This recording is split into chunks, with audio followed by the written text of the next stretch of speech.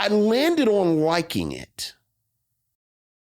But I have to say, I think I was more fascinated by it than I would say I liked it. Yeah, see, I think it is fascinating because this is Robert Culp's first feature film directing. The only other thing he had directed was a documentary before this. And he wasn't the first choice for directing it. A matter of fact, Walter Hill wrote this with Jason Robards and Strother Martin in mind.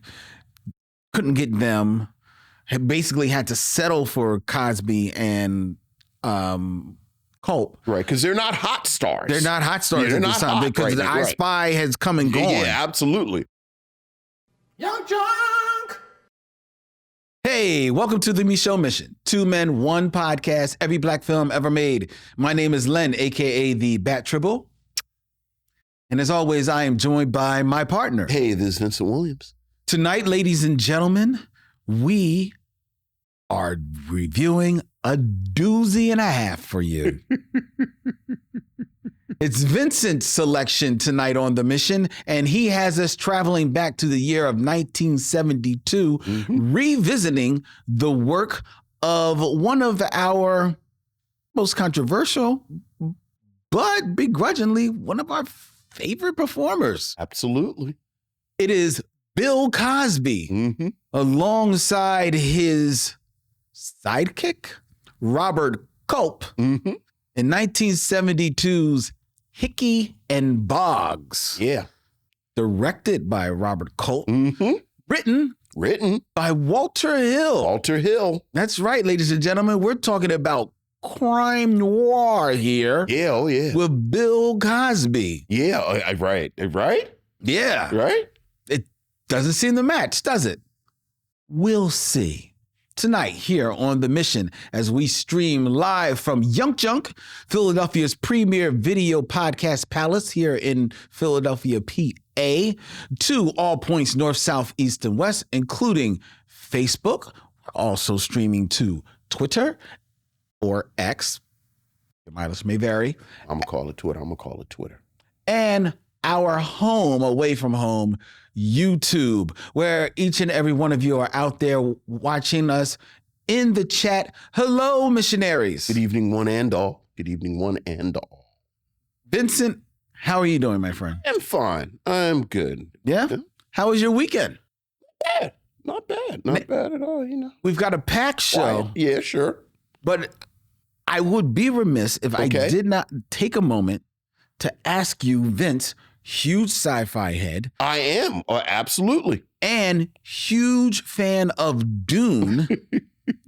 Yes, I am. Did you make your way to the cinema to see Dune 2? I did. I'm laughing because you said I'm a huge Dune fan.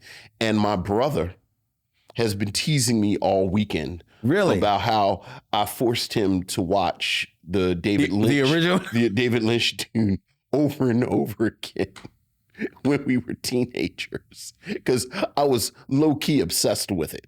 Wow, that's a hard movie to be obsessed with, man. That's what y'all keep telling me.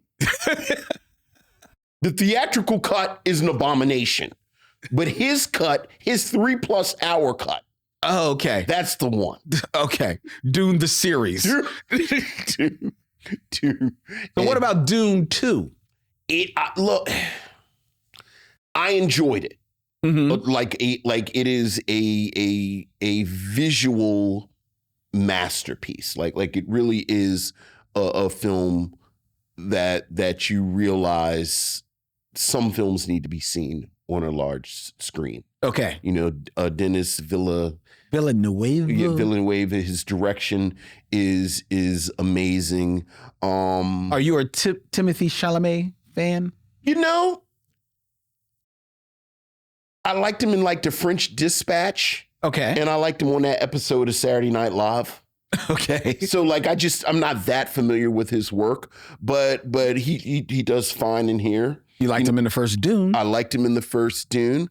But you know, Dune, it's funny, before we start broadcasting, you and I were talking about Star Wars. Yeah. And you have these sort of classic sci-fi text that a lot of times show their age.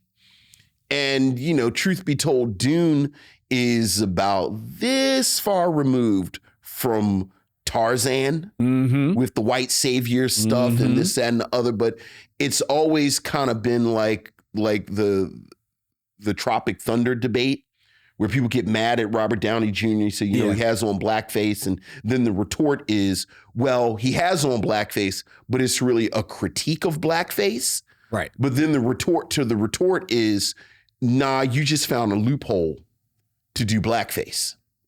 And that's always kind of been Dune.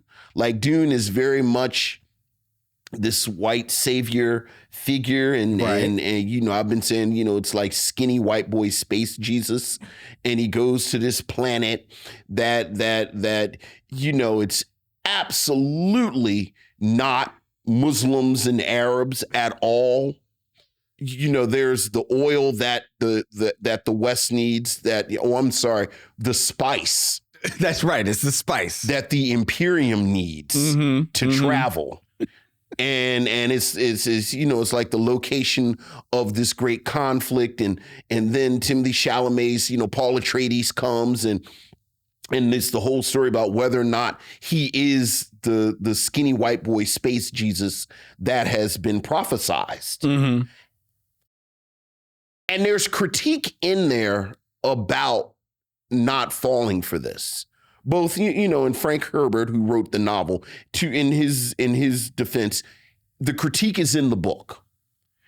And the critique is in the movie if you're kind of paying attention. And you know, like Zendaya's, her whole kind of thing basically is, you know, this is kind of dodgy. Like y'all need to slow down a little bit with all this. And it's like, oh, we are Middle Eastern actors, and we have these accents. And shut up, Zendaya, shut up.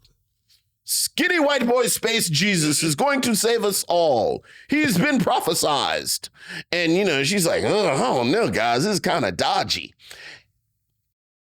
So it's there if you're kind of paying attention at this critique. But speaking of science fiction, you and I have watched people miss the entire point of Starship Troopers for the past 30 years, how that was satire. And this is much more subtle than Starship Troopers. Yeah. So, you know, Timothée Chalamet in the middle, and he's holding up the knife. And again, it's all these brown and, you know, North African, and you know, we're not speaking Arabic at all. That's right. But it's like, you know, we're not using the word jihad, but we're in, you know, oh, we're going to follow you. Ooh.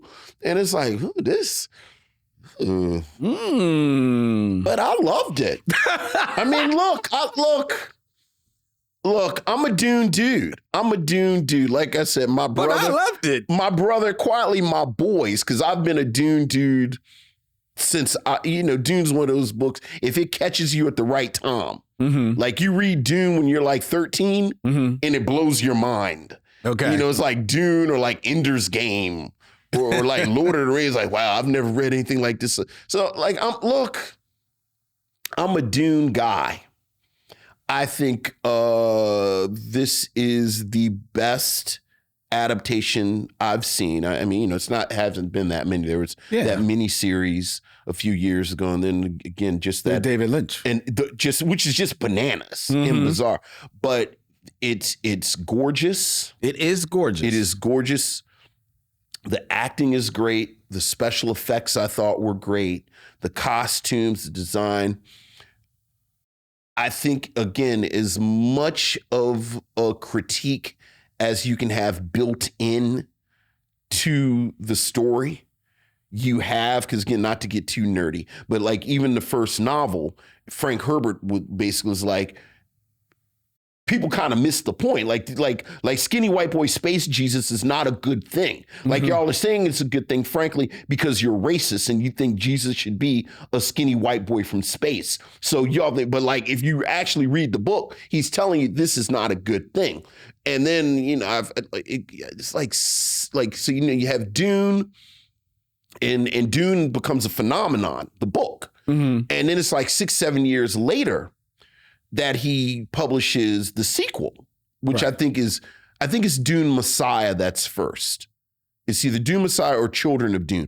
No, I think Dune Messiah is the first sequel. And that's the book where he's basically saying Paul being skinny white boy space Jesus was not a good thing. Right. So, but I loved it. You loved it. I loved it. I loved it. And you said you might actually go see it again. I am looking for a big screen. Like Okay. my daughter is out of town and she's coming back tomorrow actually. And she's a Zendaya fan. So my brother just piped in. I'd see him. Damon, we're talking about Dune. So he was trying to miss the Dune. He was trying to miss the Dune talk. He may have been. Look. I know they're gonna start off with Dune. Look, man. We waited for you, Damon. We waited for you. Hey. If I'm 14 and you non, that's the rules. You just got to watch what I watch. That's the rules. So that's the rules. Yes. Right. All right. Well, that's cool. The spice must flow. It must. It must flow, ladies and gentlemen. And now it's going to flow all the way to you as we hear from the missionaries with their missives. Take it away, Dylan. So what else is going on, Lynn? We have emails, Vincent. Ooh, missives from the missionaries. Ooh.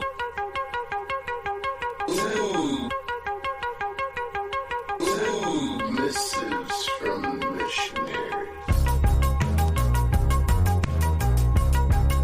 Missives from the missionaries, Vincent. We have an email from Nick Nicholas. Hey, what's up, Nick? Hello, Len and Vince, from a fellow missionary.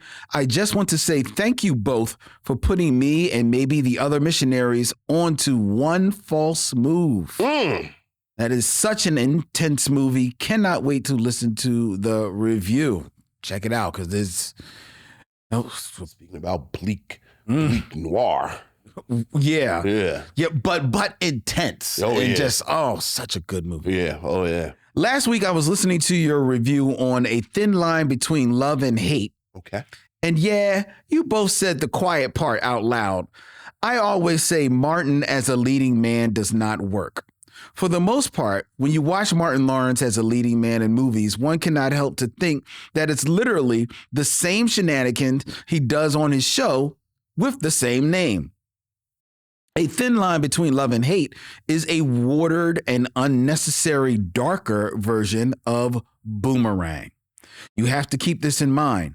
Martin Lawrence as Tyler in Boomerang was a minor character, so he decided to make this movie to have more shine while doing a piss-poor rendition of trying to be like Marcus Graham, suave, charismatic, but adding humor to his character.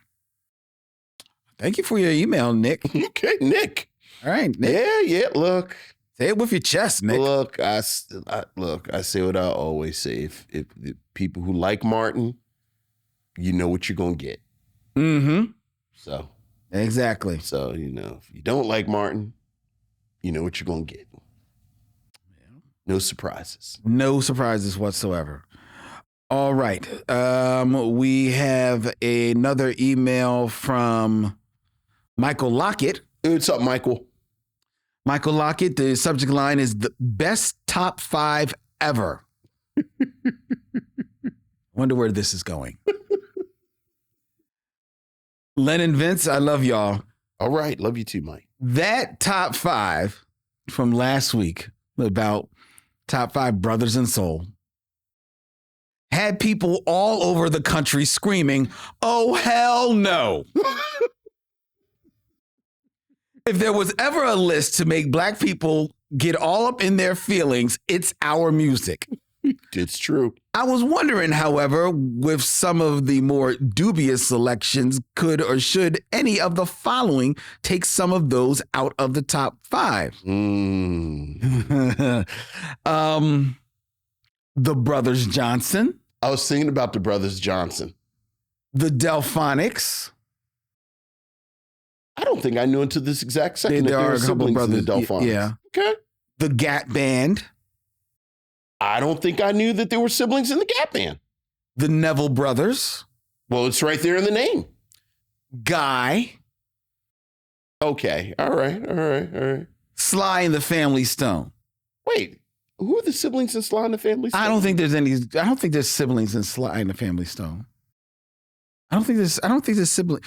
I think there is family. I do think there's family. I think there's a couple of cousins, but I don't think there's brothers. I'm going to look them up because I actually thought about Sly and the Family Stone myself. But the Brothers Johnson and the Delphonics, which I do believe do have some siblings in it. The Brothers Johnson and the Delphonics, and to a degree, the Neville Brothers, I would contend, are not as successful in brotherhood as the acts that we had in the top 5. Well, the Brothers Johnson definitely are, because they famously stopped talking to each other. Right. And I feel like they kind of like they basically sabotaged their own career. Right. I mean, because they could have continued, even if it wasn't as performers, they could have continued as writers. Right. You know? Right. The Delphonics, I mean, they had their time, but they didn't. Sure. The Gap Band is an argument. Gap Band, yeah. But all right, let's look up the Gap Band. Who are the siblings? I think that, you know what? Now that I think about it, the other two. Honestly, no, it is. It's 3 brothers. Just don't know. It's Charlie, Ronnie, and Robert. They're all brothers. Oh, I'm not a huge Gap Band fan, so. I think, you know what? I think I forgot that. I think I knew at one time that they were brothers and forgot. Okay. Okay, so does the Gap Band, see, like the Neville Brothers, I did think about the Neville Brothers, but I disqualified the Neville Brothers because Aaron kind of like branches off of them fairly quickly. Sure. And then he kind of reunions with them, but really it's all about Aaron. Sure. You know? Sure. So that's why I didn't give them.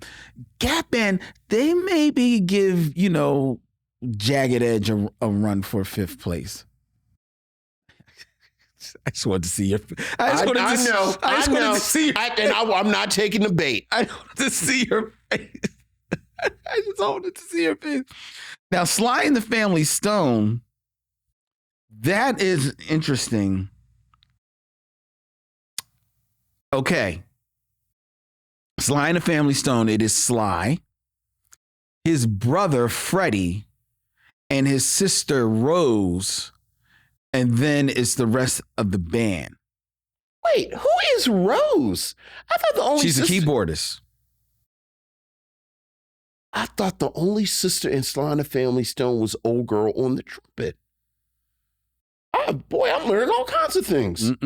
You talking about Cynthia Robinson? Yeah. No, the keyboardist was Rose, his sister. So, you know what? And that's why I didn't conclude. Because you said brothers. Because it was strictly the brothers. You said brothers. And that was the reason. I knew there was a reason why I didn't select Sly and the Family Stone. So that would disqualify them. And Guy, come on, get serious. I mean, if you want to talk about influential though. Yeah, but the brothers only actually did the 2 albums after the first one, which is the big one. Right. The first album is not really the brother. He takes over and does the touring, but he didn't record the album. Sure. And he only records the 2 other albums. And really, the 3rd album is the one that came out like 20 years too late. Sure. So no. Sure. I would say just my deep cut, like I wouldn't push for the Neville Brothers. But when you realize that the Neville brothers are basically what happened after the Neville family took over the Meters, and when you think about how much the Meters influenced so much hip hop, I would make an argument for me, but that's just the music nerd argument. And that's the music nerd argument and the influence that they had. Sure. It's still not speaking specifically about their career. All right. And what they achieved. Well, the good thing about the list is it makes people discuss things. And I'm just glad everybody saw you. Michael continues. Troll me with Jagged Edge. He continues, back on the film tip, listen to and rewatched After Earth. Okay. And the possible black film, The Blues Brothers. Okay. After Earth was a masterful okie doke for Jaden Smith. The film was entertaining, wasn't Oscar bait, and wasn't a miss with that bleep. It's always nice to see Afrofuturism, even when it's full of holes. Yeah. Others get to make film full of holes, so should we. Look. Good point. Look. And it's pretty. Yeah, it is After pretty. Earth was pretty. It was pretty. Yeah. The Blues Brothers, although a love letter to black music, specifically soul and R&B, is not a black film in my opinion. Other than the homage, the story is not centering blackness. That said, this film is among the best comedies of all time, maybe even top 5. I've been racking my brain to find 5 other comedies that could bump this from a top 5 that don't include stand-up. If you start throwing films like Delirious and Bigger, Blacker, and Deafer, it's not fair.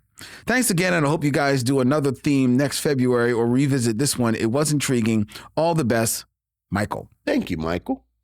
Very good. Thank you. All right. So that was a good email. And I think we have 2 more emails, right? Or 3. We've got, that I selected. I'm going through all the ones that we selected here. Oh, we got from Michael Sykes. Hey, what's up, Michael? The Blues Brothers review, top 5 brother bands.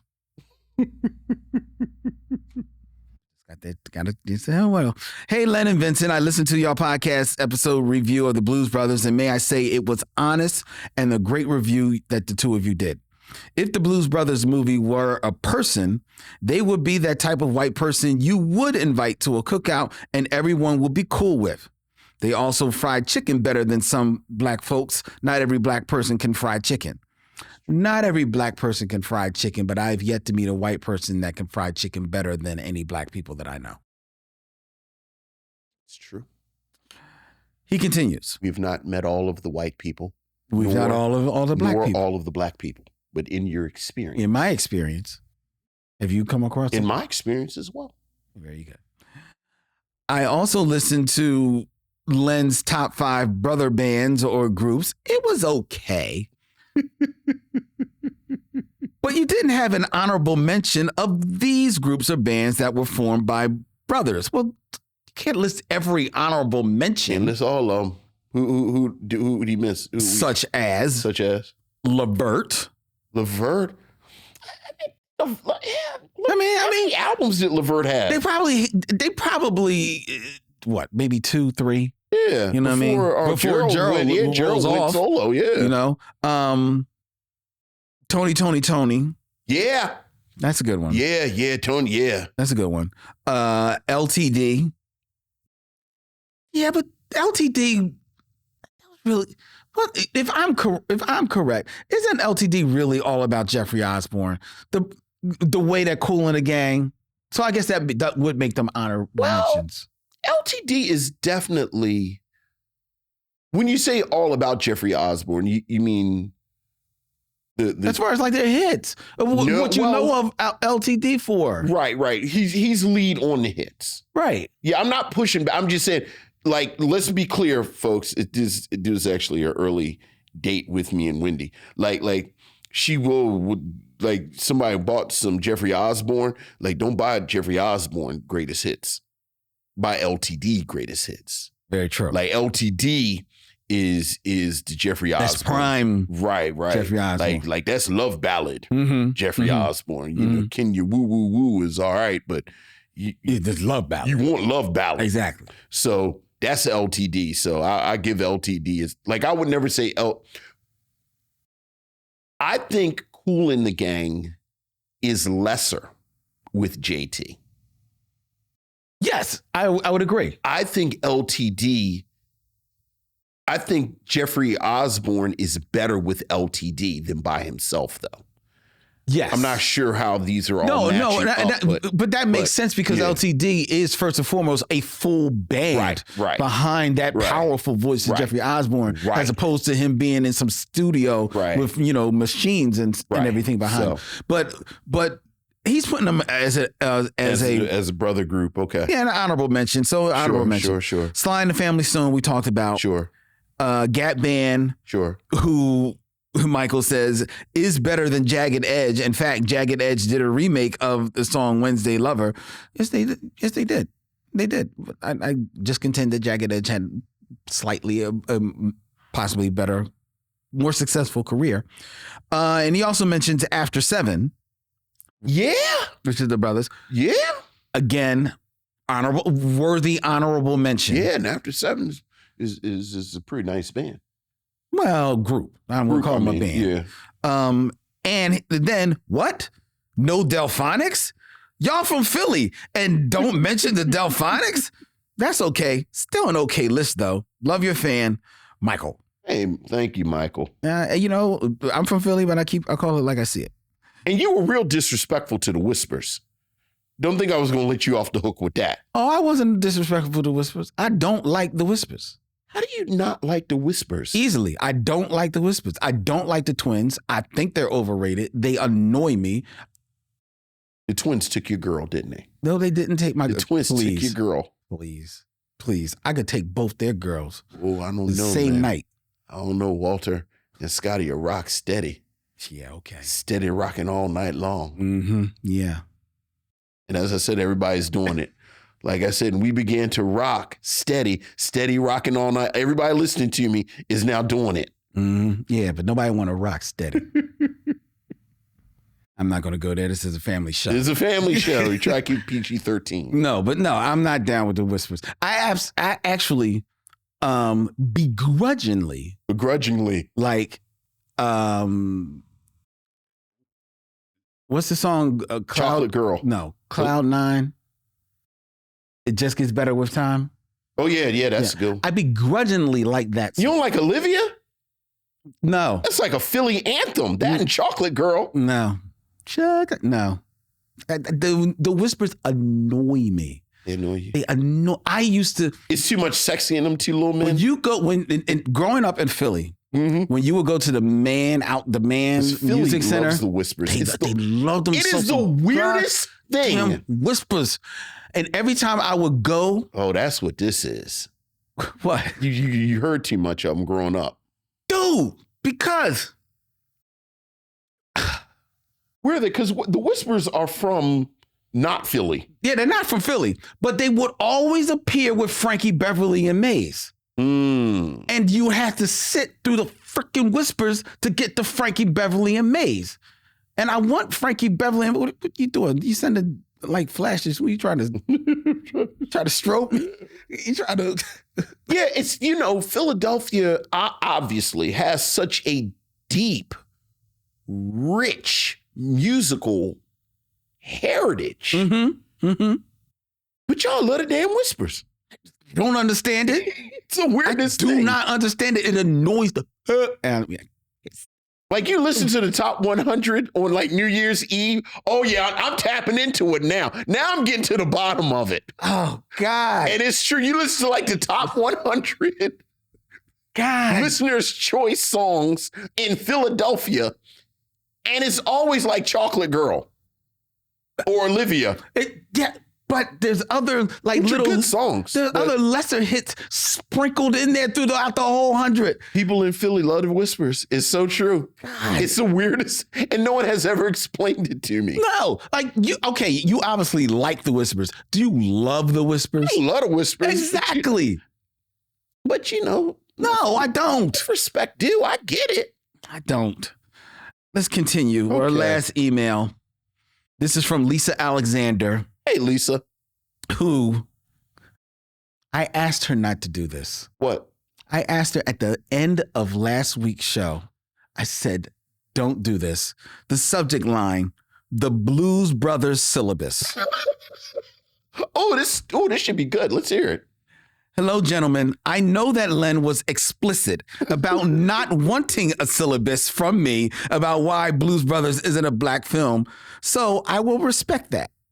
Instead, I'm going to give you a syllabus on why I agree with you, Len, that Blues Brothers should be considered a black film. Oh, you know, I love myself some Lisa Alexander. There you go. Let's hear it. I love Lisa Alexander. Let's hear it. Let's hear it. Let's hear it. First, I think race is integral to the film's plot. The Blues Brothers engage in their hijinks to raise money for the orphanage. During the review, Len asked why the archdiocese didn't pay the back taxes, and if you watch the scene where Cab Calloway enlists the orphans to publicize the concert, you'll notice it's predominantly Black and brown children. Something tells me the archdiocese would be less likely to let the taxes lapse if it was blonde-haired, blue-eyed white orphans living there. Preach, Lisa. Okay. Second, you social commentary. Both pointed out the care that John Landis used in filming the black artists and the deference Dan Aykroyd and Belushi had towards those same artists. This could have easily ventured into cultural appropriation or exploitation, but it didn't. One of the intended consequences of the film was to introduce old school R&B and soul artists to a new audience, which would put money in their pockets, and the film certainly did that. Dan Aykroyd and John Belushi made sure that the original artists retained publishing rights to all the music they performed, which means black people got paid and are still getting paid to this day. Yes. You know that's a strong argument with me. Third. During your review of Night of the Living Dead, you both remarked that while that film could be read with race in mind, it could also be read without it. I submit that black culture is the primary reason plot works. Think about it. An unknown band fills a 5,000-seat theater in the Chicagoland area with only a couple hours' notice. R&B soul music is the only genre where that happens. Music by black artists from the 50s and 60s is so ingrained in our consciousness that it makes the plot possible. This film may not center the black experience, but I don't think the film works without an admiration for black culture. And lastly, when the film was released, major film houses, and this was a point I actually thought about we didn't bring up on the show, so I'm glad she's pointing this out. When the film was released, major film houses wouldn't screen it because they said it was a black movie and white people wouldn't watch it. Infamously, the dude that owned the Mann Theater chain in California would only screen the film at the Compton location. And when John Landis asked why not Westwood, dude said because he didn't want black folks in Westwood. If the racists thought the film was black and worked that hard to keep it out of theaters in white communities, that tells you something. That's my syllabus in defense of Blues Brothers as a black film. I love this film, particularly as a Chicago native, and I've always thought of it as a black film. Okay. P.S. I listened to your review of People Under the Stairs yesterday, and I definitely think you should submit it for award consideration. Vincent's son using the recorder to end the episode like Sandman Sims using the hook at the Apollo made my day. Chef's kiss, Lisa. Thank you, Lisa. Thank you. Thank you. I forgot about that. He's still out. Yeah. He's still out. Today, this afternoon. Yeah. Wendy had a conference call. Adam, why are you so loud? Mommy's in a meeting. I'm not being loud. If I can hear you downstairs. Oh, he's upstairs. He's in his room. Our room is over here. I'm on the first floor. I hear him. What are you doing, man? I wasn't doing anything. You are too loud. Just loud. The boy is loud. But he's a boy. Yeah. That's what boys do. Apparently. 2 years old. Yes. Leave him alone. Thank you, Lisa. Thank you, Lisa. That was a very good argument. Has she changed your mind? No. What? I can respect an argument and disagree with it. Anyway, that has been our Missives from I do like the fact that black folks is making money off of it. That's a strong argument. That's a strong argument. That's a strong argument. And the also equally strong argument, if the racists don't want it in their theaters, it probably is because it's a black film. The racists think all kinds of things are black, though, because they're racist. Including the Blues Brothers. Right. They thought Elvis was black. Yeah, but they ain't kicked. Elvis still was at the Westwood. Yeah, true. All right. Elvis was black. They want to keep them away from their daughters. All that twisting and ringing and twisting. Yeah, that's till he got his first hit. Then it was like, hey, Elvis, meet my daughter, Peggy Sue. Oh, Lord. Show him your knees. Anyway, thank you, ladies and gentlemen. You can have your voice heard here on the show. Send us an email at micheauxmission@gmail.com. That's MICHEAUXMISSION@gmail.com. And don't forget, when you send your email, let us know where you're sending your email from. Yeah. We'd like to know where we're reaching. Yeah. All right. If you thought last week's top 5 was good, now we got another one. for you. Here we go. What we got? It's top 5 time. Top 5. Who's your top 5? My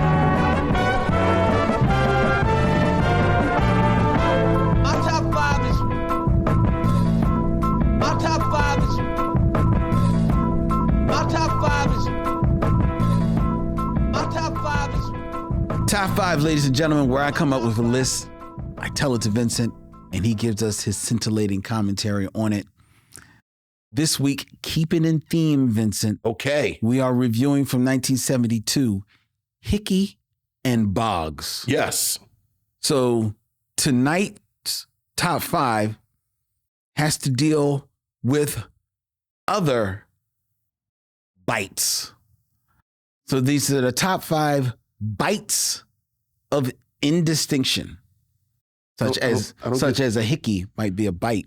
Oh, okay. All right. Got it. Hickey's like a bite. Got you. Okay. On your neck. All right. Now I got it. All right. Okay. Now I'm there. I'm with you. Let's go. All right. Now we're going to get kind of like an honorable mention. Okay. But we're going to get it out of the way. All right. Because this is the one black film in this list. Okay. It is number 5 from 2021 is Forbidden Fruit, First Bite.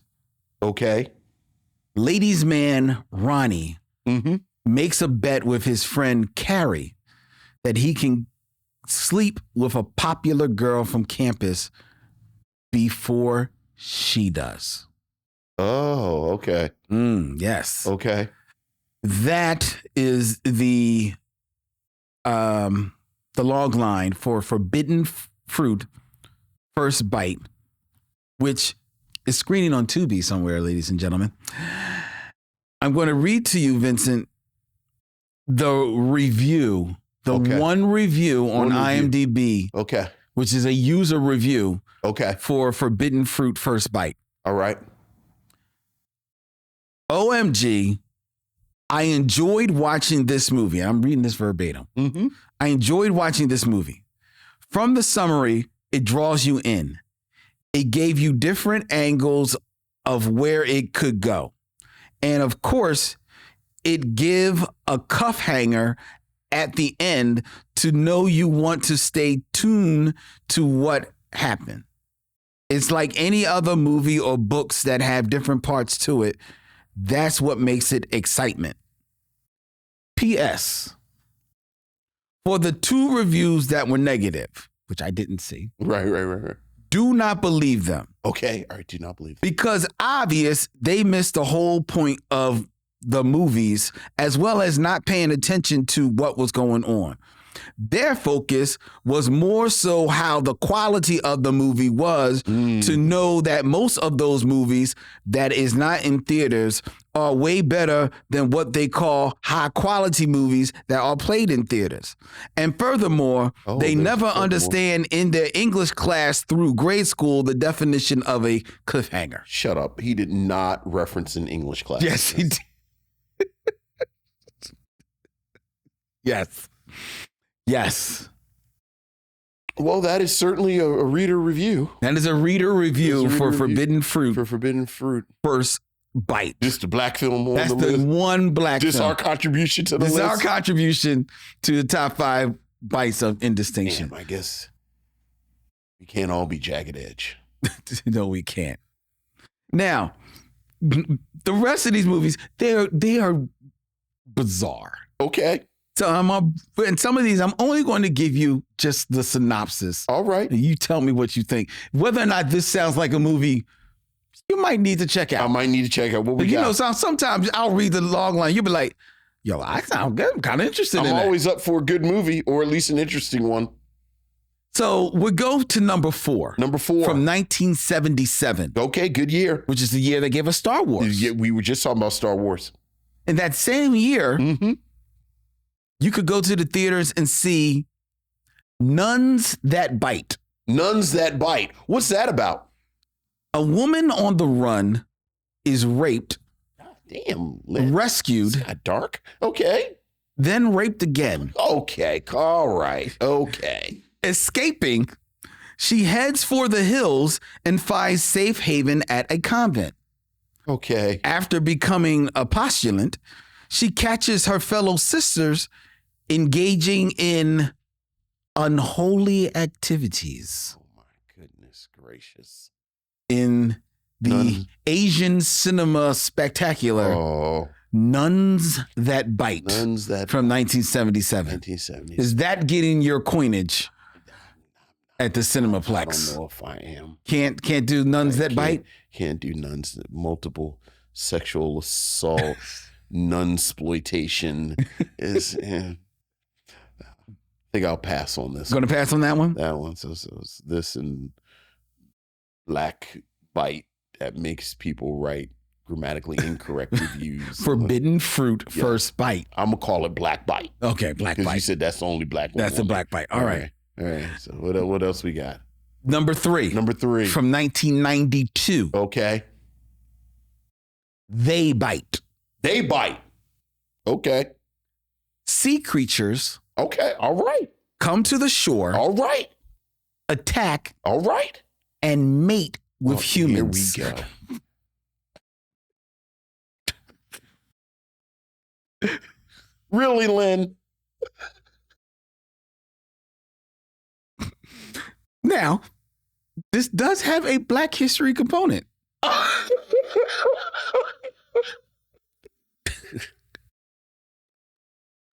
For They Bite from 1992 is the final film role of comedian Charlie Barnett, Oh. who died the same year of the film's release. Oh, Charlie. We knew him well. Oh, drugs are terrible. Director Brett Piper said that Bill Lynx, one of the producers of They Bite, wanted him to make a movie with, quote, fish monsters and tits. After they wrote the script, Lynx complained, saying that they turned it into a comedy. Piper told him, "You asked for a movie about fish monsters and tits, and you expected me to take it seriously?" Fair. Apparently, Lynx wanted a movie more like Humanoids from the Deep, Of course. but Piper felt that that movie was altogether too nasty a movie for his taste, Okay. and thus gave him They Bite. They bite. Okay. Is that getting your coinage? Is Sea Creatures So far, my coinage is safe. safe in your pocket? Safe Okay. coinage. All right. All right. All right. We're going to go a little bit more recent now. Okay. All right. What we got? For number 2, Number 2, 2013, 2013. Chastity Bites. Chastity Bites. In the early 1600s, Okay. Countess Elizabeth Bathory slaughtered more than 600 young women, believing that if she bathed in the blood of virgins, she would stay young and beautiful forever. Sure. Sure. Still alive today, she's found a perfect hunting ground for her quote unquote Botox as an abstinence educator in conservative America. Okay, that's pretty funny. And the young ladies of San Granento High, San Granento, which is Spanish for bloody, are poised Subtle. to be her next victims. But with her unholy ritual finally, will her unholy ritual finally be stopped by Leah Ratliff, a feminist blogger and ambitious reporter for the school paper? Chastity Bites. Chastity Bite. This might get me. This might get you, This right? one might get me. This might make it to Charcuterie Friday. Well, I don't know about Charcuterie Friday, but yeah, maybe. No? Yeah. Okay. I don't All know how I'd sell this to the wife, but You don't think that sells itself? what's number one, Lynn? Number one. My coinage is safe thus far. I think This is the one? this is the one that's going to have you reaching This in your the pocket. one. Because I think Mm-hmm. you reached in your pocket for this one. All right. And this is from 1979. Good year. It's an American comedy horror film Okay. directed by Stan Dragoti, Okay. Not written by familiar with Robert that name. Kaufman, All right. No. and using characters originally created by Bram Stoker. All right. It is none Get our other Dracula one. than Love at First Bite. Oh, yeah. George Hamilton, I say George Hamilton. Susan St. James, Yeah. Richard Benjamin, and Artie Johnson. Mm-hmm. Oh, yeah. When the communist regime of Romania ejects Count Dracula from his ancestral home, he and Renfield go in search of the current incarnation of Mina Harker, Mm-hmm. Dracula's true love. This incarnation is a fashion model who lives in New York City. Comedy ensues, Comedy ladies and ensues. gentlemen, Yeah. when the incurably romantic Count finds it difficult to adjust to life in the Big Apple in the late 1970s, Mm-hmm. but true love triumphs in the end. The film's tagline is, "Your favorite pain in the neck is about to bite your funny bone." Yeah. Love at First Bite. A perennial cable staple, Yes. which I guess perennial and staple are redundant. Yes, but yeah. definitely in the 80s. Yeah. I watched this film a lot, like pieces of this film a lot. I've watched it once. I don't know if it holds up. It does not hold. Like in full disclosure, I don't know if I've seen it since I was like 15 Like in totality. in totality, because then Dune came out, Damon. Now it's time to watch Dune again.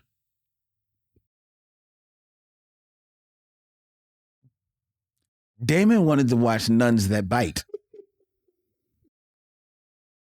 He was just waiting for you to give up the remote so you could watch Nuns That I Bite. thought you were going to say Once Bitten. Yeah, but that's not quirky. I mean, that's not a bad movie. Right. That's an actual film. Yeah. Yeah, oh yeah. Love at First Bite is an actual film too. It just doesn't hold up. Yeah, right. It's a little right. cringeworthy. Sure. If you watch it now. Yeah. And I don't know what the deal was with George Hamilton. Like just generally? Like Just generally? because I watch old movies, right? Yes. So every once in a while, because he was far from a big star, but every once in a while, like a movie with young George Hamilton comes on. Yeah, it's a good looking guy, I thought. Good looking guy, Yeah. but you could definitely see he's cast as pretty much like the $3 Warren Beatty that he presents. Sure. And he actually is probably a $4.50 Warren Beatty. Like he is not. I don't get it. Like I don't think he's a good It's actor. funny that you're saying He doesn't. I don't find him very charming. I think he resembles. There's a resemblance between Right. him and a young Warren Beatty. I always thought he was non-threatening Ricardo Montalban. Oh no. Ricardo Montalban, quiet as kept, is like that dude electrifies off the screen. I've watched him. That's why I said non-threatening. Like Ricardo Montalban is just a lot, No, he's especially when he was younger. yeah, but And it's like, it is too much. George. Get George Hamilton. No, George Hamilton is no. You know who's less threatening? Ricardo Montalban. That's probably who's your boy from. I'm drawing a blank on his name from Enter the Dragon. John Saxon. John Saxon is less threatening. Yeah, but see, Ricardo Montalban had that kind of Spanish Oh, because he was feel, Spanish. right? Hispanic feel. George Hamilton ain't got nothing Spanish. He always gets. Maybe it was the tan.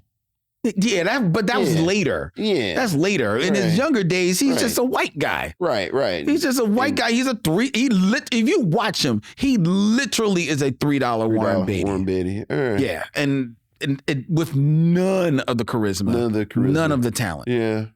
Like, so that's the reason why he gets number one. All right. And honestly, this Love at First Bite and him taking over the Robert Duvall role in Godfather 3 is pretty much the crux of his film career. Because everything else is television and Love Boat. Right. All right. Well, I liked Love at First Bite when I was a kid. You did. That's all I can do for you with this list. That's all I could do. All right. That's my list, ladies and There gentlemen. you go. There you go. There you go. George Hamilton was awesome on the A-Team. That's not George Hamilton. That's George Papard. George Hamilton was awesome on the A-Team. That was our producer talking, ladies and gentlemen. Mm-hmm. All right. It's now time for the Game of Kings. The Game of Kings. 6 Degrees of D'Urville Martin. All right. Well, you would be surprised what a person can do with just a sensitive touch and a sensitive sound.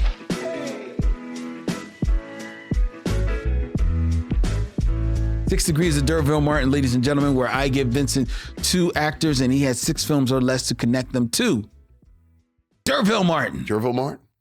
Superstar. A gritty 70s dog-eared PI himself. Yes, he is. All right. That's it. He's nobody's $3. That's right. Keeping it in theme, Vincent. Okay. We are going to be reviewing Hickey and Boggs Hickey and Boggs. tonight. Yes. So I've chosen 2 actors who have brief cameos. Well, not cameos. They're cast in Hickey and Boggs. That I know? Yes. And you cannot use Hickey and Well, I know Boggs. one of them because when I looked it up, I was like, oh, I didn't even recognize it. I know you're not going to do Rosalind Cash or Isabel Sanford. No. Well, I guess if I shut up, you'll tell me who you're going to do. Yes. All right, go. Oh, this is interesting. All right, go ahead. Like from the cast. All right, go ahead. Who you got? So in 6 films or less, connect D'Urville Martin, starting with number 1, Okay. James Woods. See, I saw James, but I didn't even recognize him. Because it's only his second role.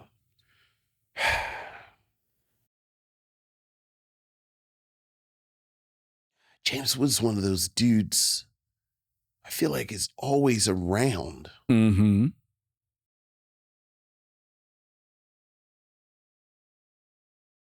Now you got to pull it. See, I could pull him easily from 2 films right off the top of my head. Why do I see him like a gangster thing? I feel like De Niro. Mm-hmm. I feel like he's okay. You're too close for me to help you. No. All right. Well, look. Because I don't think it's Godfather 2 because I feel like he has on contemporary clothes. He's not in Goodfellas. Is he in Casino? Yes.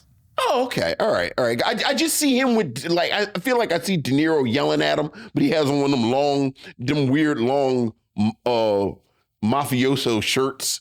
De Niro? Yeah, like that big collar with the tie underneath it. Mm-hmm. All right. Okay. All right. So here we go. We were talking about this cohort of actors before we start taping. So D'Urville Martin is in Sheba Baby with Pam Grier. Pam Grier is, of course, in Jackie Brown with Robert De Niro. And then Robert De Niro is in Casino With? James Woods. Yes. All right. Robert De Niro is also in Once Upon a Time in America with James Woods. and another gangster film. Interesting. But that's kind of old-timey. It is old-timey. But so when you were saying gangster, I was like, just kind of too. Can I tell you one of my great sins? My great cinematic sins? I think I've seen Once Upon a Time in America one time. It's a long movie. It's 3 hours. And if I'm doing big gangster, I mean, obviously I'm going to do Godfather. Mm-hmm. So. Once Upon a Time in America is very, very good. I was never going to pull anybody from that. So I'm glad he was in Casino. It was very, very, Once Upon a Time in America is a film I watch maybe once every 5 years. Or so. Okay. I know Sergio Leone. Look, like I said, it's one of my cinematic sins. So now who else is in here that I would? Who's next? In 6 films or less. Just curious now. Yeah. Connect D'Urville Martin to Vincent Gardenia. I have no idea who that is. Sebastian Handlewood. Because you said it with your chest. Well, because he's a popular character actor. He plays the older cop. There's an older cop with like glasses and hair kind of like slicked back. Almost feels like Can I see his picture? Let me get his picture for you. I don't know if this is not a great picture of him. Theodore Justinson. Oh, that guy. Mm-hmm. What's his name? Vincent Gardenia. Okay. All right. I know him. And he's been in movies I'm pretty sure you've seen. No, I got him. Him I got. All right, because I remember, because I was humming Feed Me Seymour when I saw him in this. Mm-hmm. Because D'Urville Martin is in Five on the Black Hand Side with Dick Anthony Williams. Dick Anthony Williams is in The Jerk with Steve Martin. And Steve Martin is in Little Shop of Horrors with, what's his name? Vincent Gardenia. Johann Jenkins? No. Give the man his propers. I'm sorry. Vincent Gardenia, who played Mr. Mushnick in Little Shop of Horrors. Vincent Gardenia. No, he also plays the father in Moonstruck. I don't remember that. I don't remember him. Okay. But I do remember Audrey eating his ass. It's dinner time. Feed me, Seymour.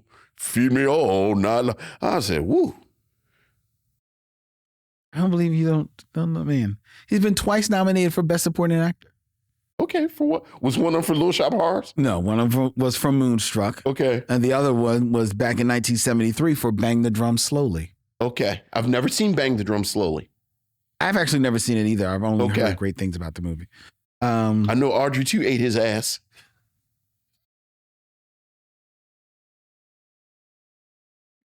Rick Moranis kept cutting his arm, trying to feed Seymour blood. Feed Audrey blood.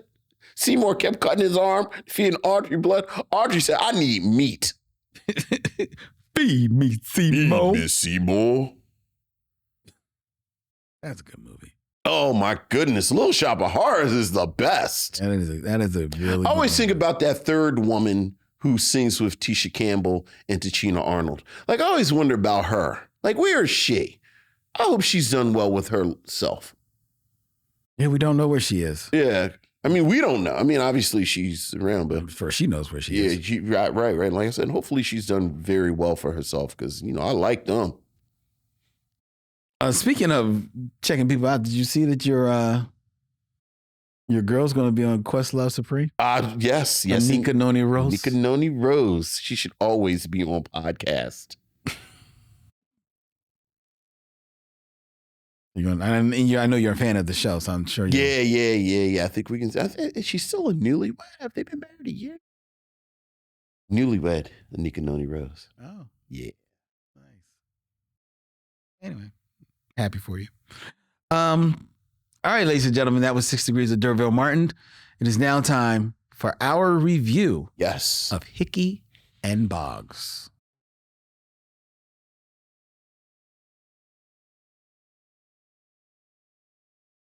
Hickey and Boggs, ladies and gentlemen, for those who don't know, is a 1972 neo-noir crime film written by Walter Hill, directed by Robert Culp, and starring Culp alongside his I Spy teammate, Bill Cosby.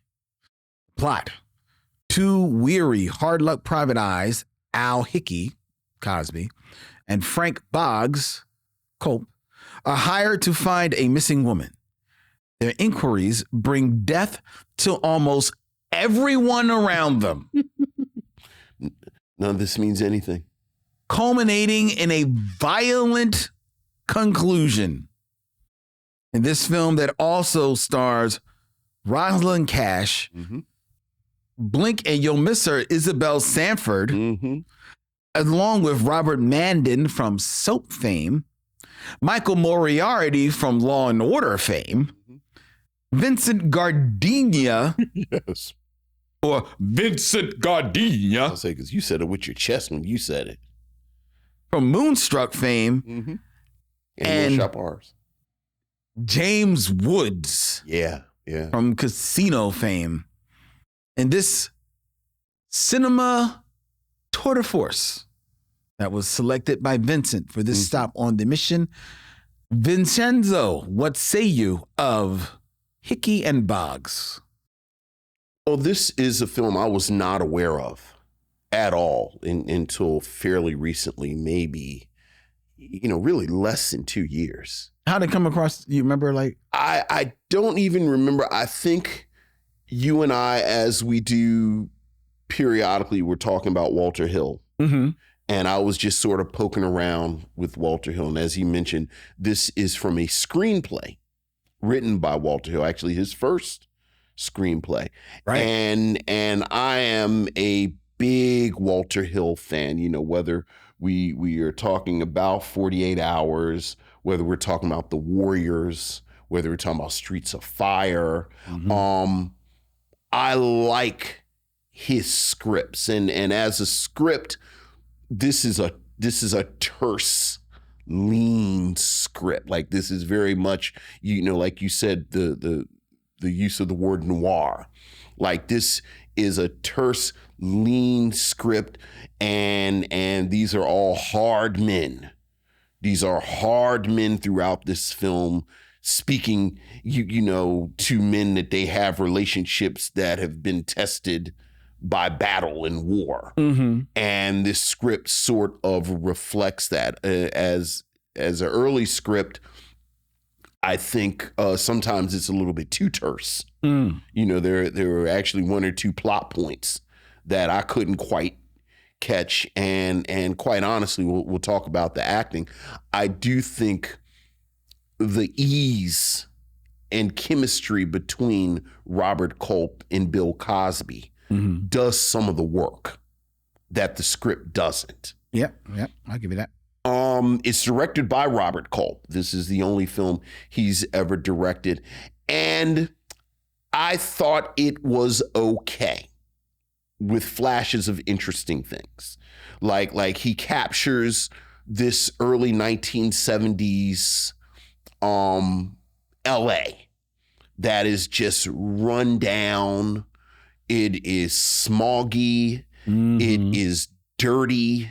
It is grimy, and you get a real sense of place from Culp's direction. Culp also did some work in television, and I don't say this as a backhanded insult, but it did have the feel of an extended episode of one of these early 70s LA set procedurals that I love. Like, it's like this felt like a long episode of The Streets of San Francisco.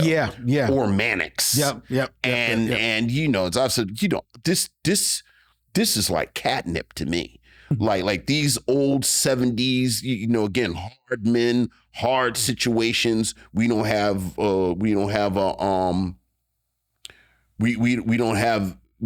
express our emotions that much, so on and so forth.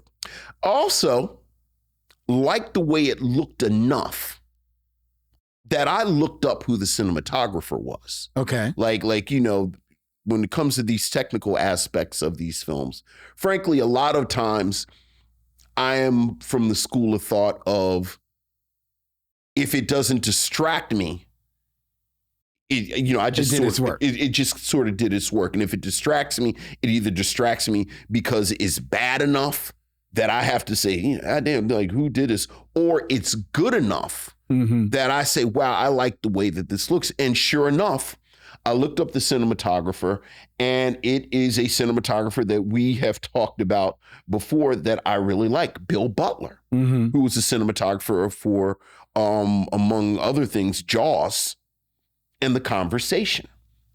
So I just really like the way it looks. The story itself is very much it is a standard hard-boiled story. You know, Hickey and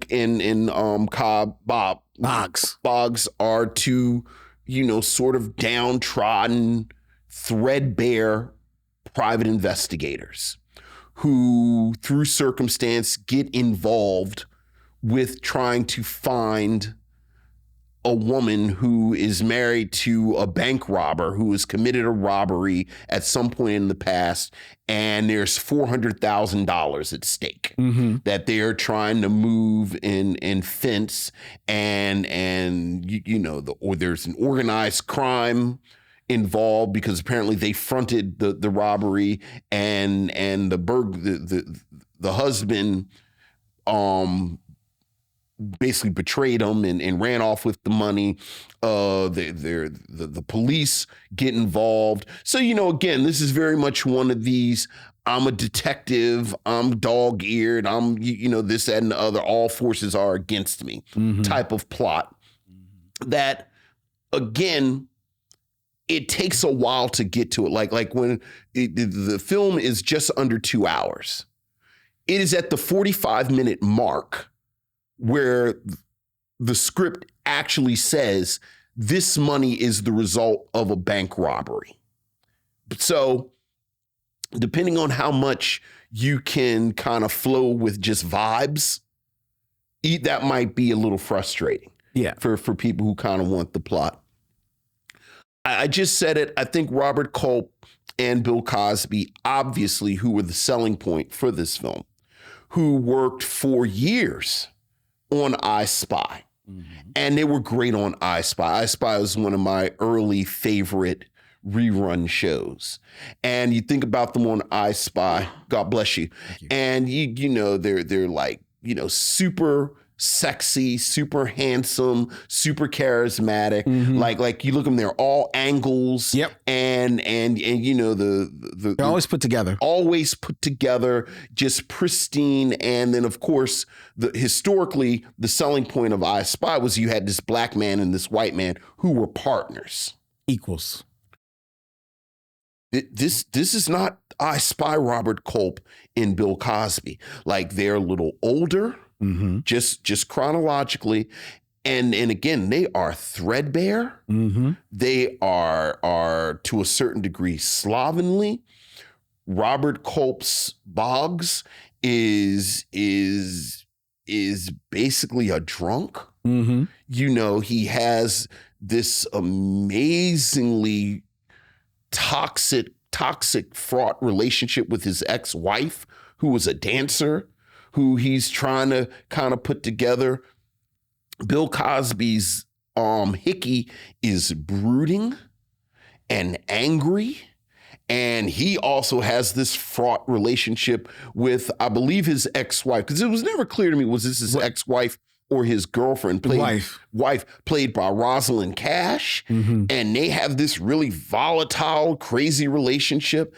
And it's jarring seeing these two actors together playing these roles. In a lot of ways, it reminded me of the Charlton Heston films that I love from this period, not just because they're science fiction films, but because you have this actor that sort of had this marquee sheen about them, but now it's the 70s. Okay. And they're kind of, again, little worn. And it is again jarring. And the Bill Cosby thing, you and I were talking a bit last week when the episode was over. I am eternally fascinated by Bill Cosby's pre-Cosby Show career, because obviously you think about Bill Cosby as a comedian, like certainly, he got on television because he had gotten the success because of his albums. But once he gets on television, like when you look project to project, he has this period where he kind of oscillates between comedy and not comedy. For every sort of Bill Cosby is telling some jokes. He's in a movie called Man and Boy. He's in this, which we're talking about, tonight. If you go back and look at episodes of the Bill Cosby Show, where he's Chet Kincaid, it's not ha ha, jokey joke, laugh laugh. It almost plays like one of the, quote unquote comedies of today. Right. Right. Like it's very low key. Low key. And then in this is not comedy. He does not tell any jokes. In fact, there's a moment an hour in where he finally has a nice moment with Rosalind Cash. And he's got this weird thing that he does with his face. And I said, what is he doing right now? And I said, oh, he's smiling. Right. Like it's the only time that he smiles. The entire movie. And the movie lets you know if something has made him smile, this situation is going to end badly. And then it does. So that I was fascinated by Bill Cosby's performance. Again, he's sort of moody. He's brooding. There, he has some physicality. Like there's this great moment where he's running. So that, I landed on liking it. But I have to say, I think I was more fascinated by it than I would say I liked it. Yeah, see, I think it is fascinating because this is Robert Culp's first feature film directing. The only other thing he had directed was a documentary before this. And he wasn't the first choice for directing it. A matter of fact, Walter Hill wrote this with Jason Robards and Strother Martin in mind. Couldn't get them. Basically had to settle for Cosby and Culp. Right, because they're not hot stars. They're not hot stars at this time because the I Spy has come and gone. Yeah, absolutely. And which when we talked about, where they were at this time, specifically Bill Cosby having I Spy come and gone, at this point, I think at least one of his sitcoms is, it may have been the Bill Cosby Show, right, come and gone. Right, had that pulled. He was still a comedian, but as far as his mark in Hollywood, he's trying to find himself a little bit. He's trying to see where he can make a mark. He's got a friendship with Robert Culp. Robert Culp is able to talk them into letting him direct the film, because that's the only way he's going to star in the film. And thus you've got the two of them doing this film. And it's fascinating because just point of clarification, the Bill Cosby Show has gone off. Right. It ended. Then the new Cosby Show comes on this year and then goes off immediately. That's the variety show. The new Cosby Show. Because it only lasts like a couple of months, right? 72 to 73, I think, or something like that. Right. Because Cos is the variety show. Oh, so that's the one that they've gone off. No, the new Bill. So he had two variety shows. He's trying to find it. To your point. He is trying to find a lane. Absolutely. Right? He's trying to, parlay whatever success he had on television, see if he can make that in movies. He's always got, at the end of the day, he can always go to the stage. Right. He's still a headlining comedian, wherever he goes, especially in Vegas. So he's got that going for him. Robert Culp, as an actor, after I Spy, doing some bit roles here and there, doesn't really make it into the movies because Robert Culp, as much as we like Robert Culp, he again, talking about these $3 versions of people. Yeah. He's kind of like a $3, like what, Robert Stack or $3 name white guy. I mean, I think he's a TV guy. Like I think he Robert very Culp much is a TV very guy. much a TV guy. Yeah. Right. Yeah, because Robert Stack was the Untouchables guy. Yeah. Mm-hmm. So both of these guys are trying to find their lane. So they see this opportunity with Walter Hill, who is not Walter Hill at this moment. So, let's make this happen. And this is an opportunity to maybe change, perceptions of us in this darker film. And you put the word on it. It is fascinating. It's fascinating to see Robert Culp as an actor from a directorial point of view. Robert Culp as an actor is somebody who I enjoy ironically. I don't think he's a great actor, but I think he's someone who thinks he's a great actor. Oh, that's interesting. He has he's got a lot of William Shatner to me. Like and that when he acts, he's always trying to look busy, torquing his heads here and there, keeping his hands busy. And I thought it was very interesting from a directing point of view that a lot of this, we've talked about it before, a lot of first-time directors, a lot of close-ups, a lot of three-quarter shots, a lot of close-ups. And this movie is a lot of close-ups. Yes. And if you follow, especially a lot of the close-ups that he does of him, a lot of them start low and then work your way up so that you can see, he is somebody who always kind of acts with his body. Well, now he's directing. I've got an opportunity to show you what I've been doing all these years with my hands and my feet because my whole body is acting, baby. Now you can check it out. And that is on display in a lot of the singular scenes that he is in. There's one scene where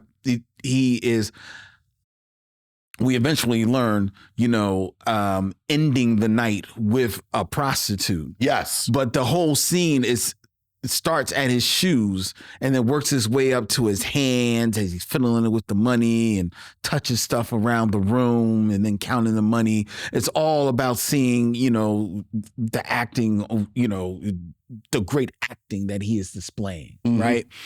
But I like that scene though. But to your point, it's well shot.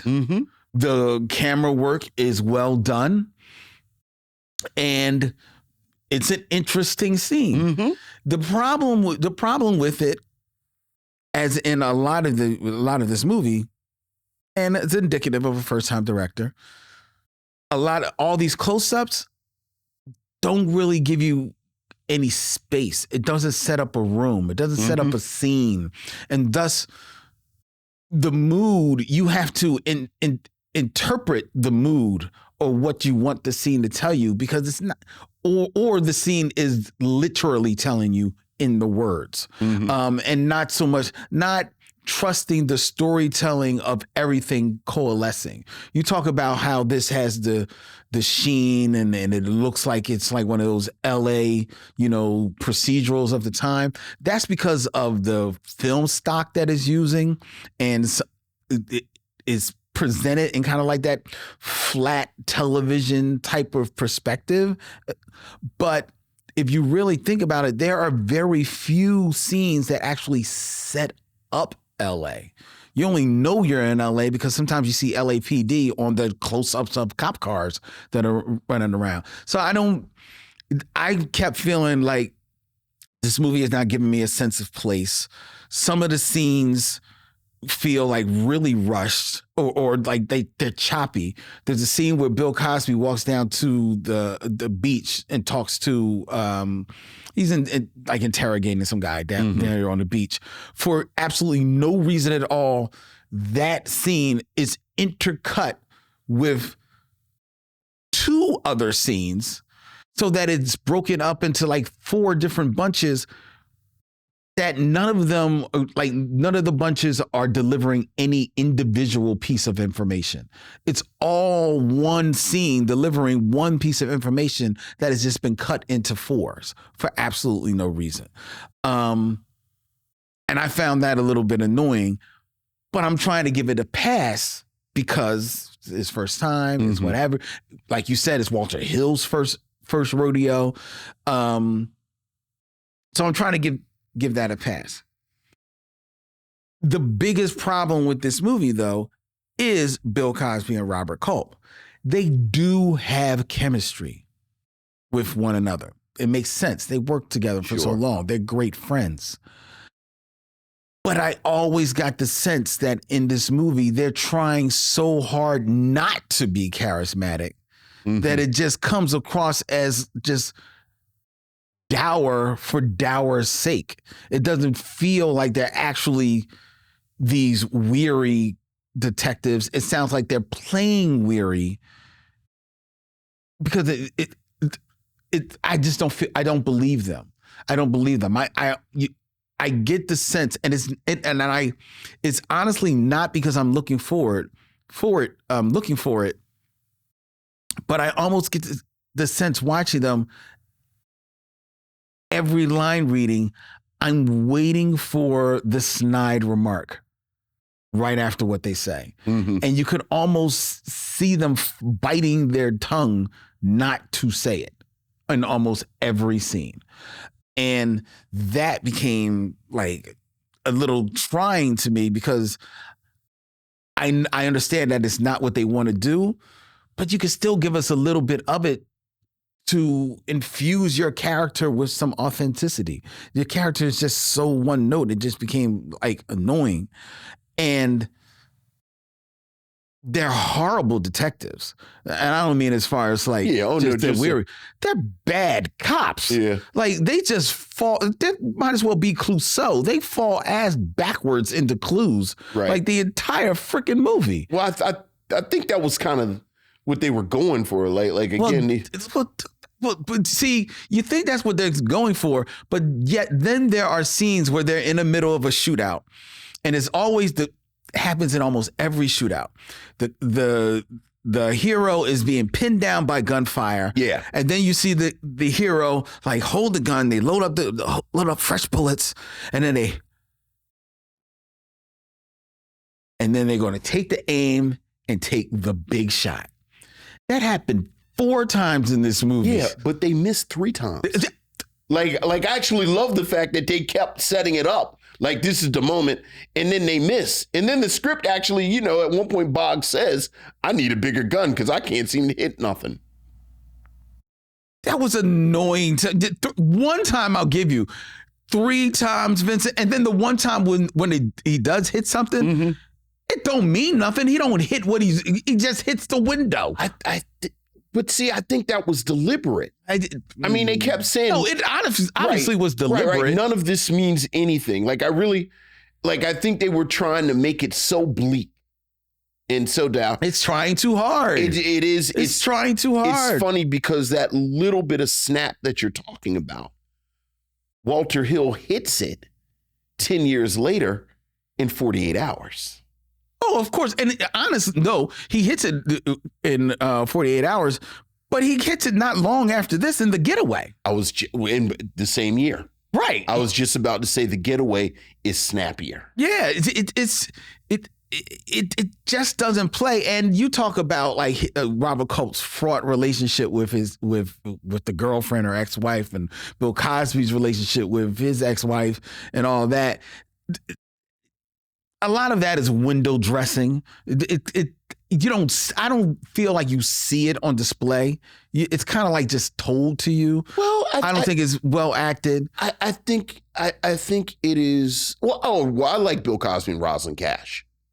Yeah, I like them together. I don't think. Rosalind Cash is wasted in this movie. Oh, I mean, Rosalind Cash is a woman in this movie. which is what I was Which means just about what? to say. Like they're every woman character in this film. But in a lot of ways, I think that including the one that they're searching for. Does she even say a line in the movie? Again, I think so many of these films, and I think this film is an example of it, where you have to, if like you have this, you have this challenge where these sort of hard men, these hard-boiled men, their real relationship is with each other. Yeah. Because we've seen things and we know about things, and no one really understands me like my partner. I get that. But then you can't be gay. So we also have to establish that we are heterosexual men. And not only that, we also have to establish that is us and not women bitches. Right. All women are bitches. Well, there's this really, talking about this being more interesting than good. Like, I do think there's this fascinating sort of gendered, sort of sexualized reading to this, where you talked about the guy that Hickey initially interviews, who's on the beach looking at the kids, which is a very weird scene. Well, they are setting up that he is sexually deviant, and then when Hickey goes and talks to Boggs, and he calls him Sweet Lips, which now he's implying he's gay, and he's very effeminate. And then at one point, Rosalind Cash's character actually says to Hickey, she refers to Boggs as a gay slur. So this kind of subtext that you see in a lot of these movies, where again we have to show that we're heterosexual men, because the real relationship, the real emotional attachment is with this other man, is also part of the text. Like, it's not subtext anymore. Now it's actual text. But to your point, it's almost like we have to do this. Like, I gotta show this woman, otherwise people will get other ideas, but I'm not that invested in it. So we've got a femme fatale who never actually says anything, who ends up dead, spoiler. We've got there ain't no spoiler. Right. Everybody dies in this movie. You got a stripper girlfriend who never actually says anything except, go kill yourself. Right. And then, the one woman that I do think it's worth noting that the one actual complicated male-female relationship you see in here is between the two black people. And then, she does not end well. No, she doesn't. It really is. Everybody dies. Everybody What's dies. This? Macbeth. But again, I think the thing about Bill Cosby is you have this performer who clearly people were invested in, because they kept giving him bites of that. Like, how does he have 2 variety shows in 2 years on television? Well, also you got to think about it. He is at this moment one of the leading black entertainers. I know, but I do think when you look at what's actually on his filmography, part of this is chicken, part of this is egg. Like, he's one of the most successful black entertainers, so he has this sort of institutional support from Hollywood. But is he also gotten this institutional support from Hollywood, which makes him one of the most successful entertainers? You see what I'm saying? Okay. Like once you get, we just said it, once you get past I Spy,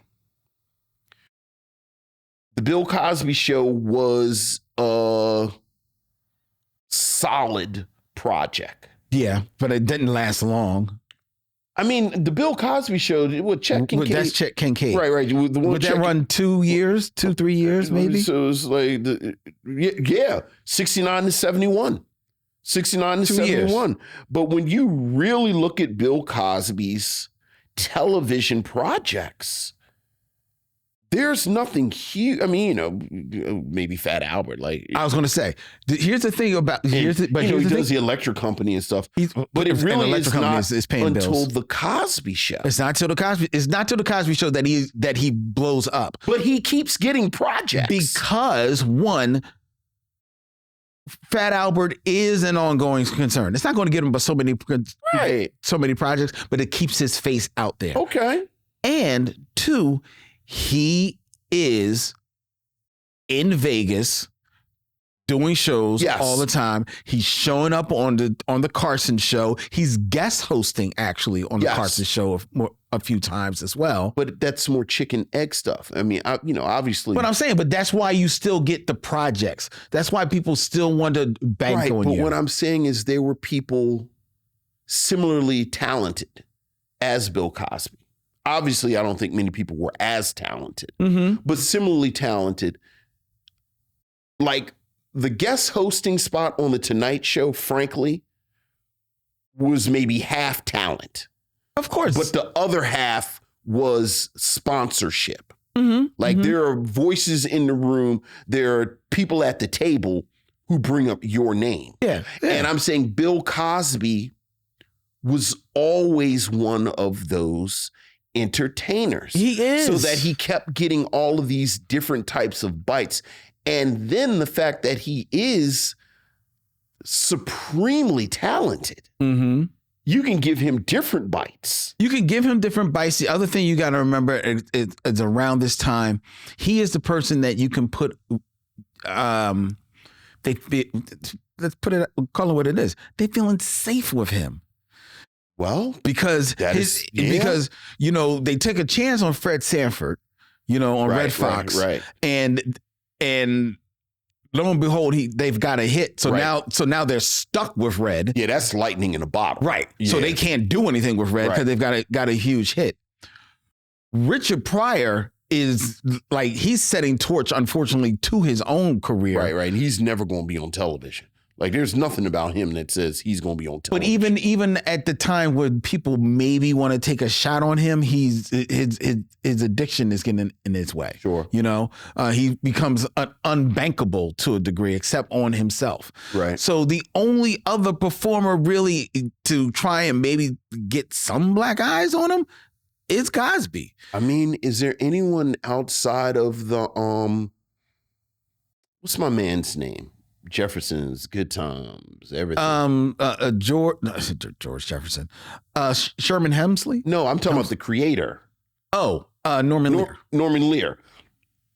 Is there any black entertainer that's not under the Norman Lear umbrella on television besides Bill Cosby during the 70s? None that I can think of. Because, technically, I guess like what's happening is not under Norman Lear. Yeah, but that's all intertwined. It's all in kind of like the same sort of universe. Yeah. But no, not really. You're right. I mean, think about that.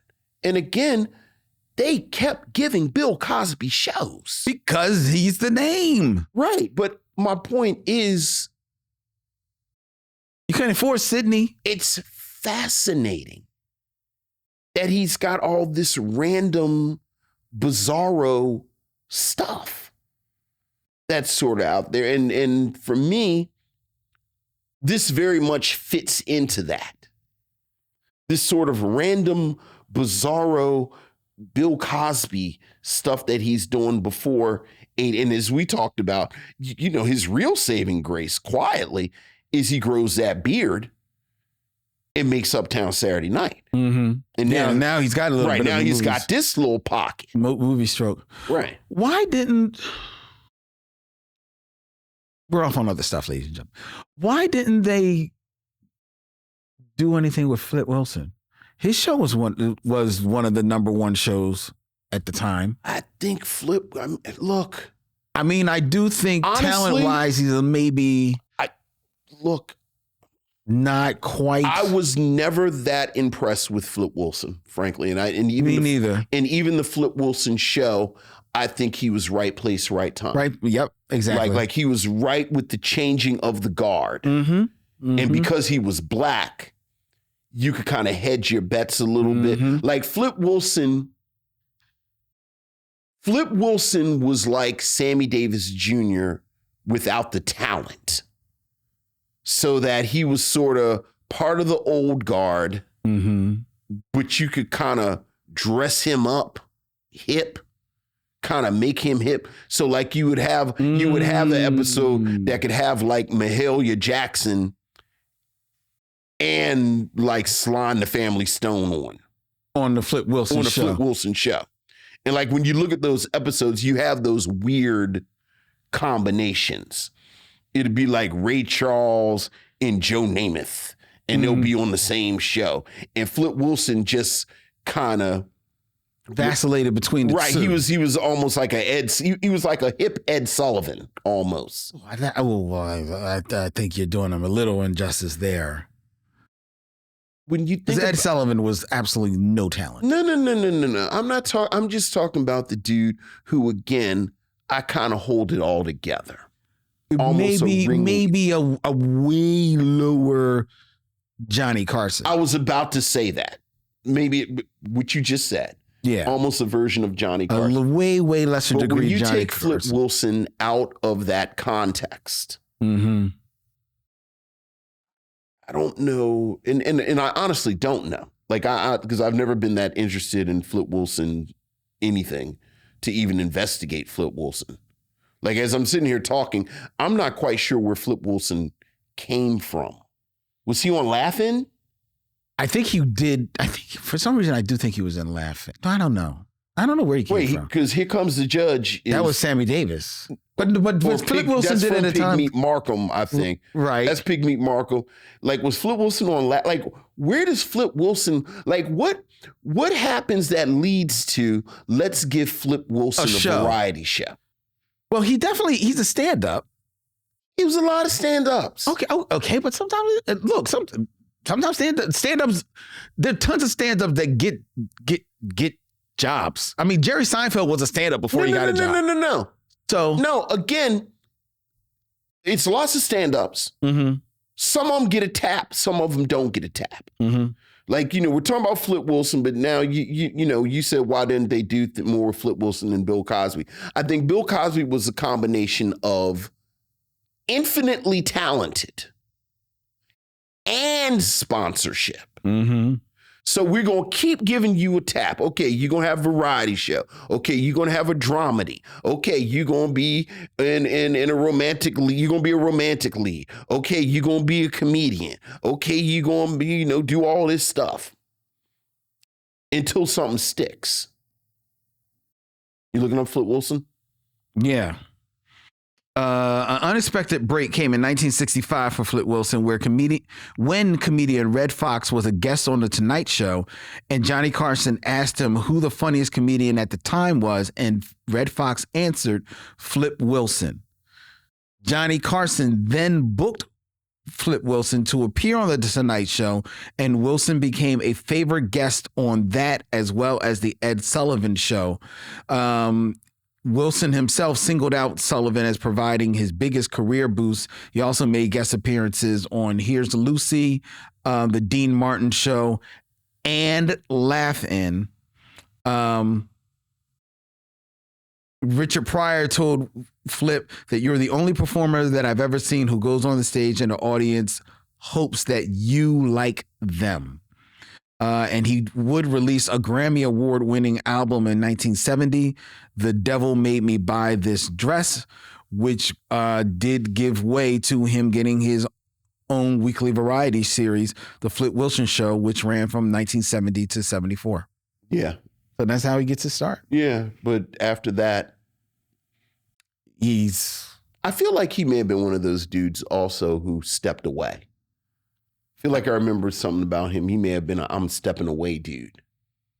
I don't see anything about that. Because does he have anything between the Flip Wilson Show and Charles in Charge? I mean, not Charles in Charge. It's what is it? Charles and Company. What's his Cosby Show? Well, after Takeoff. 74, he acted in Uptown Saturday Night, Of course. The Fish That Saved Pittsburgh. Oh, I forgot he was in that. He appeared as the fox in a television musical adaptation of Pinocchio. Okay. And then he made an appearance on The Love Boat. Of course. He hosted a revival of People Are Funny. And then in 1985, 86, he does Charles and Company. Yeah, Charles and Company. Yeah. So I don't see anything about him stepping away. Okay. I don't see anything about him stepping away here. Yeah. Flip Wilson. Here we go. He was married twice. In 1957, he married Lavinia Wilson. Mm-hmm. They divorced in 1967.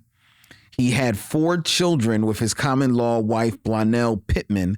And after winning custody of them in 1979, he performed less in order to spend time with them. Yeah, I thought there was something about him. But, regardless, Flip Wilson, Red Fox, Richard Pryor, like Bill Cosby is a tried and true brand. Like, like we can stick you in stuff. Yeah. And see what happens. And again, as I said, I am endlessly fascinated by Bill Cosby in this weird shit that you see. Like I said, something like this. He don't smile. He don't make no joke. He just sort of is brooding. And to your point, I do think maybe part of it was them trying so hard to separate themselves from the I Spy slickness. Yeah. So all the way down to their frumpiness. yeah. So with that being said, would you recommend Hickey and Boggs? I don't know if I would. I don't know what I would. And unless you're like me. And frankly, if you're like me, you go watch Man and Boy, which is the cowboy movie that he makes, which is also more interesting than good. Then why watch that then? Well, watch it, man. Just I guess maybe watch this then. Why watch either? Oh, because I do think it's if you're not on the mission, right. Well, I do think it is. Unfortunately, his legacy is what his legacy is because of his own actions. But you can't deny that the man is one of the most important and influential American performers of the late 20th century. Like you can't, like that's just 100% true. You can't deny that, and yet I don't think that means that you have to visit. You don't necessarily every piece of his work. True, including Hickey and Boggs. I could not recommend this movie. Okay. At all. Like you said, there are LA procedurals, which will give you pretty much a lot of the same vibe. If you want to see some, down and dirty, gritty type of, action revenge type of thing. This is 1972. Wait, ladies and gentlemen, it's coming your way with Fred Williamson in almost every one of his movies. So, what year's The Split? The Split is actually before this. Oh, okay. The Split is like late 60s, like 68, 69. Yeah. And do not compare this to The Split. I mean, I'm thinking gritty LA. Yeah, but the Split is not really gritty. The Split is slick. Yeah. The Split is slick caper film. Right. Don't you dare. I'm thinking about the kind of movie that like Quentin Tarantino in 1983 was in his video store watching. He wasn't watching Hickey and Boggs. You know what? I would bet you $1 American Quentin Tarantino has a very informed opinion of Hickey and Boggs. You can have an informed opinion. That doesn't mean he's got it on rotation in the video store. No. He definitely had it on rotation. Hickey and Boggs? No. Quietly, when you look up the criticism of this, it's a bit of a cult favorite. Well, okay. Like there's a vein of hipster movie guy who likes this. Yeah. So, Quentin Tarantino as the patron saint of hipster these movie guy. Okay, maybe. Yeah. Oh, maybe. You fool around, this will be at the Austin, What? What's that? It's Southwest. Yeah. No. So anyway, I cannot recommend. I can not recommend Hickey and Boggs. Stay away, ladies and gentlemen. Stay far away from this movie. it's not at real. Because it's a downer. No, it is a downer. It's a downer. It's why bleak. do it to yourself, man? It's pretty bleak. It's bleak. It is bleak as hell. It's pretty bleak. It does end with a bunch of dead bodies, fire, and Bill Cosby saying nothing matters at all. And then he walks off into the sunset. He walks off on the beach with Robert Culp. Stuff is on fire. It's dead bodies everywhere. Dead bodies and people burning. It's a suitcase with $400,000 that no one can do anything with. He says, all that and the police didn't even come. And they're all because no one cares. And it's like, because nothing matters. It's pretty bleak. Don't waste your time, ladies and gentlemen. I actually changed my mind. I like it. You can like it, but you're not recommending it. I am recommending it. I've changed my mind. I recommend it. Please don't. It's bleak. Don't. It is. Don't do that to the missionaries. If you never listened to me before, listen to me now. I beseech you, stay away from Hickey and Boggs. Go see Nuns That Bite. Stay away from Hickey and Boggs. Oh boy, he went to lunch with Rosalind Cash and she made him smile. I said, "Oh well, there you go. I think I'll turn it off because clearly they're going to live happily ever after." Yeah, as soon as she says, "I'll be waiting for you when you get home." Isabel Sanford shows up and calls him a son of a bitch. You son of a bitch. I knew you weren't worth anything when you showed up. It's like, wow, Isabel Sanford, this is all you're here for? To yell at him? And why is he sitting there while his daughter is mowing the lawn? Because they're in mourning. And they're in shock. So she's mowing the lawn? As one does. As he's just sitting there? He's just sitting there, and Isabel Sanford just busts out the house. And why are you here, you son of a bitch? And then when the daughter starts to cry, that's when he notices, oh, baby. It is bleak.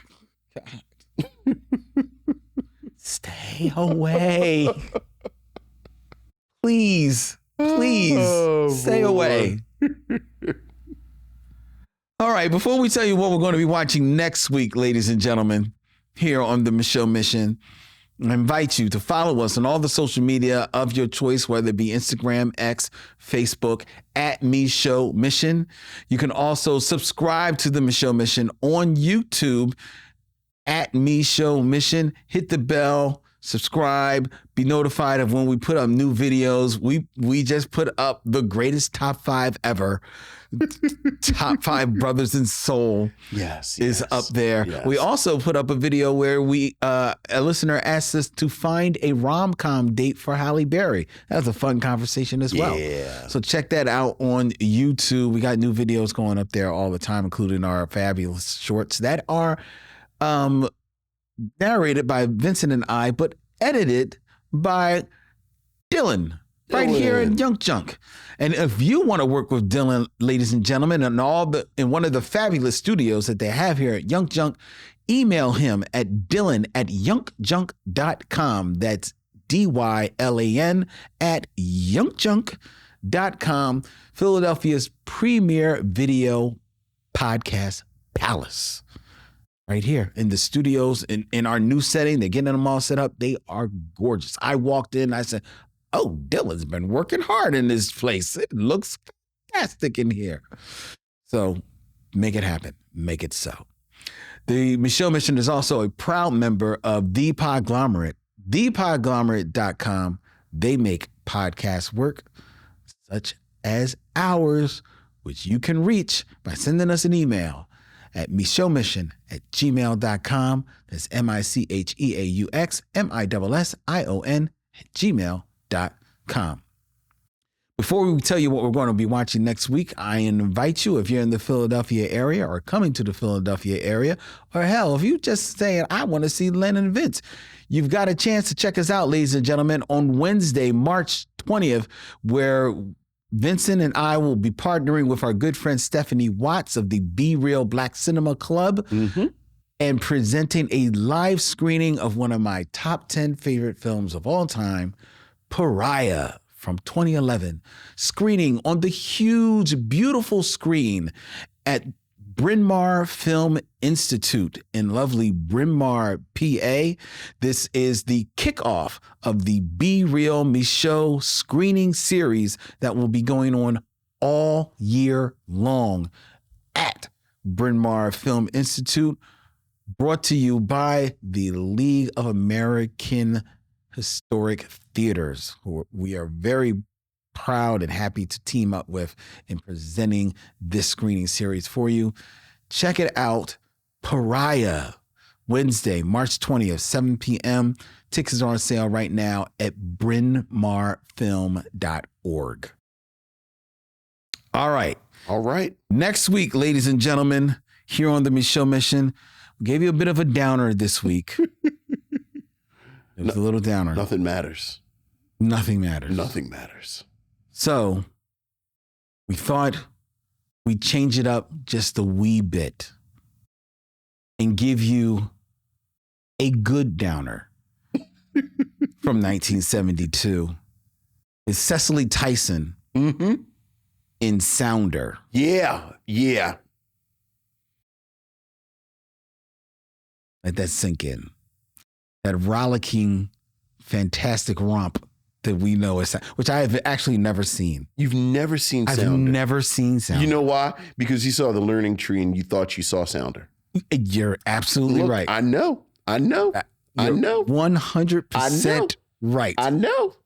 So I'm actually looking forward to seeing Sounder. Yeah. Because I've heard nothing but good things. All Winfield. A young Kevin Hooks. Young Kevin Hooks, that's right. Cecily Tyson in one of her signature roles. Yeah. So Sounder. And from the same year as Hickey and Boggs. There you go. A lot going on in 72. Next week here on the Micheaux Mission. Until then, he's Vincent, I'm Len. And in parting, we say, We'll see you when it's time to meet again. YUNKJunk!